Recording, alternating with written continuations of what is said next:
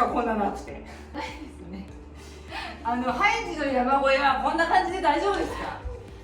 いいんです。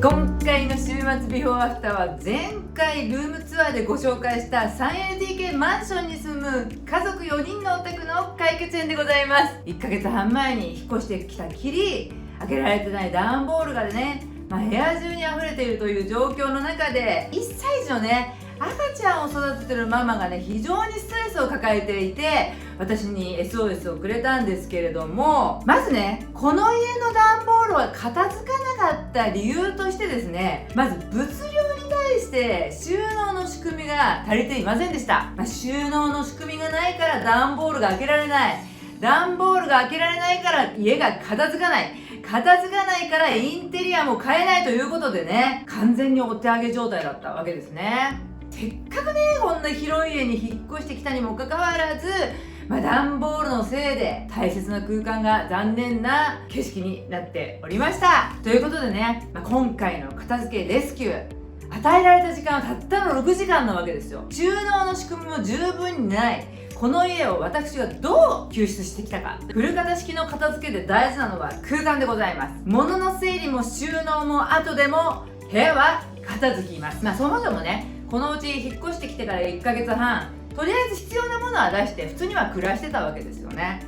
つまり必要なものは全て出てたということなんですけれども、いつもでしたらね、段ボールはなるべくそのまま放置せずに開けてですね、埋めたりね寄せたりするようにって私言ってるんですけれども、どうしてもねこの家のパパのものの量が収納の仕組みよりね多かったんで、今回に限ってはですねちょっと段ボールのままで一旦寄せさせていただいております。ルームツアーでもね皆さん見ていただいた通り、この家ってね実はね圧倒的にねご主人のものの量が多かったわけですよね。なので今回はパパの段ボールは開けずに一旦パパの部屋の隅に寄せさせていただいて空間を作りました。この家はですね、雑然としている景色を変えることが断然重要だと思いました。この家の家族のストレスを解消できるためには、まずこの部屋の景色を変えて新たな仕組みをイメージできる空間をね作ることが大事だと思いましたので、段ボールを徹底的に景色からなくすということをねやってまいりました。ということで私が最初に取り掛かったのはまず和室を更地にすることでした。和室にあったものをね全てダイニング屋に寄せさせていただくとね、騒がしかった和室がですねとっても静かなね趣のある空間に変わりました。どこか懐かしいねこの和室のね景色を多分奥さんは気に入ってねこのお家を選んでると思うのでね、この景色に合うねものをねしっかり選んでいただいて戻しております。ということでこの家の片付けレスキュー後のお部屋をご覧ください。作業が終わったんですけど、めちゃめちゃ広い部屋になりましたね。なりましたね。声が響いてますね。本当だいいんですかこんなのあって。ないですね。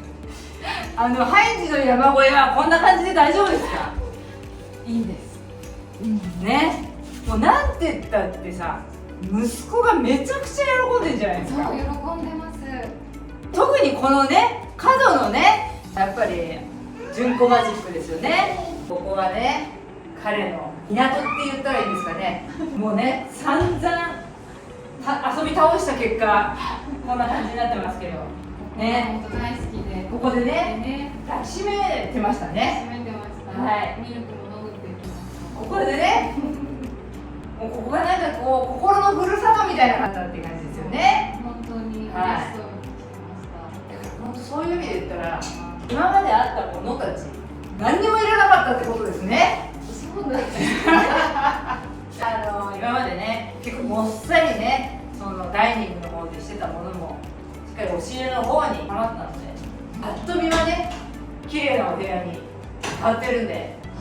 きっとお父さんも帰ってきたら喜ぶんじゃないですかね。びっくりした。ぜひその時の模様を送っていただければと思います。わかりました。じゃあお父さんの部屋も寄せることは寄せたんで行ってみましょうか。はいということで父さんの部屋、はい、娘さんのスペースを中心にしっかり物寄せさせていただいております。はい。すごいね。すごいね。すごいすごい。はい、映せませんが、こちらで息子がめちゃめちゃ喜んでますよ。拍手してますね。はい。で、今までなんかね、物の中にテーブルがあってね、そうごちゃごちゃしたような場所でね、娘さんちょっと、勉強されてたんですけど、こちらにね、しっかり娘さんの物の場所を作ってますので、はい、ここでね、いろいろ支度していただいて、こちらではね、ゆっくりね、できるスペースを作りました。よかったです。娘1号どうでした？このスペース。いやー、感動しました。本当？一生懸命頑張ったもんね。そうですね。ほぼ親父のものだったっていうね、噂もありますけれども、なんかこうやって見るとね、大きいと思ってたテーブルがそうでもなく、いい感じの私のね、パーソナルスペースになったかなって対応されててね、しっかりここでね、くつろげるのかなというふうに思います。その代わりね、申し訳ないですけど、後ろに地獄が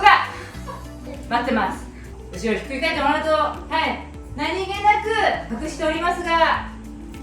このセパレート方式、しっかりとね、物の場所と空間を分けたおかげで、お父さん大好きな DVD が見放題でございます。しかも俺の場所を作りました。まだ終わってませんが、とりあえず帰ってきたらめちゃめちゃ喜ぶと思います。ということで、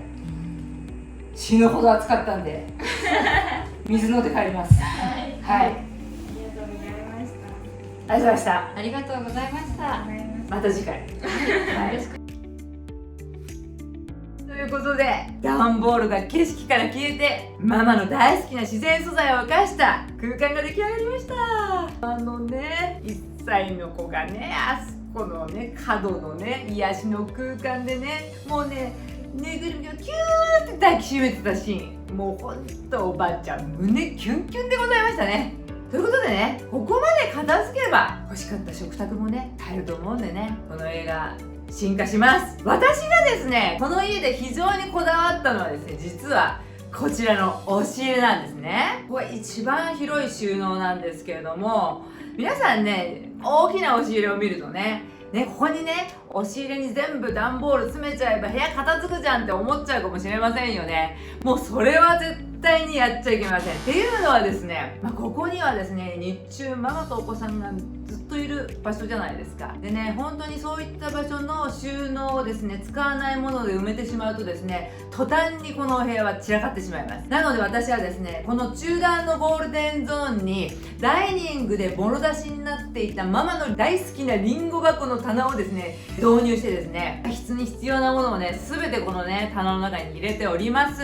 そして手前をね、空間作って巨大ワークスペースに変えることで、はい、左側はね、細々としたお母さんのね、ものだったり、右側はね、赤ちゃんのお世話するセットがね、全てね、揃ってありますので、非常に使い勝手のいい押し入れになっているんですね。で、あえてね、襖は外したままの状態でおります。もともとね、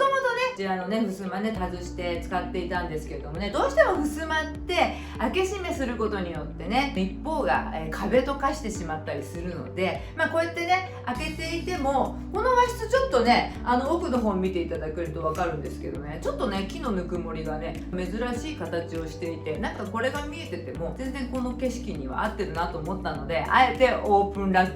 ク、この家の奥さんオープンラック大好きだったんでね、はい、こちらの押し入れの方もオープンラックにさせていただいてね、このように、出し入れがしやすい環境にしています。今回ね、この散らからない暮らしをするのに重要なのが、この収納のバッファゾーンというね、考え方を皆さんにお伝えしたいんですけれども、この巨大押し入れをですね、使わないもので埋めてしまうのではなくて、部屋にね、いろいろ収納ね、システムをね、作ってしまうと、どうしてもね、部屋が狭くなってしまったりとか、部屋に物だまりができてしまうんですけど、こういったね、緩衝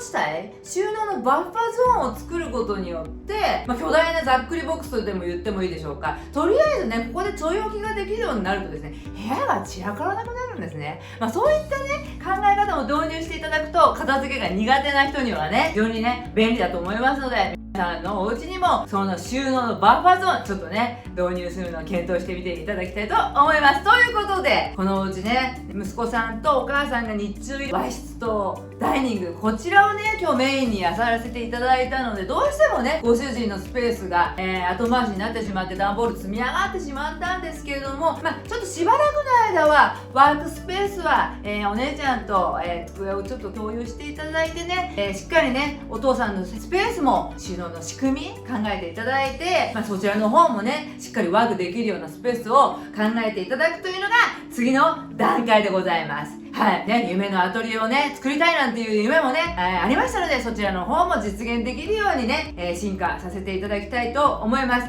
皆さん言っときますよ、今回のレスキューゴールじゃないですからね。やっとスタートラインに立てたということで、これからはねしっかりと暮らしのシステムを考えていただきたいと思います。ということで今回の週末ビフォーアフターいかがだったでしょうか。次回の週末ビフォーアフターは片付けが得意なお姉ちゃんと片付けが苦手な妹の仁義なき戦いを収束するためにお部屋大改造してきました。どうぞお楽しみに。それではまた来週、さよなら。終わっ